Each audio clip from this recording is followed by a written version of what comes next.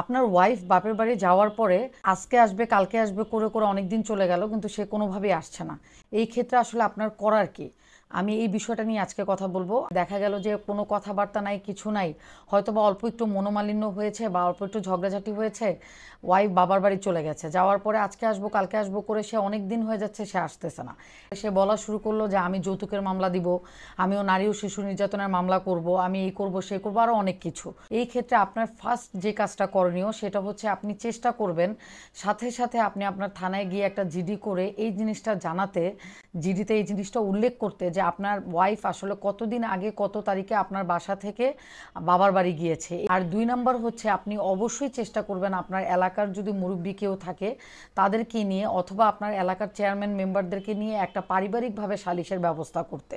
কারণ যদি আপনি কোনো কিছু না করে একদমই চুপ করে থাকেন, তাহলে উনি যদি আপনার নামে মিথ্যা মামলা দিয়েও থাকে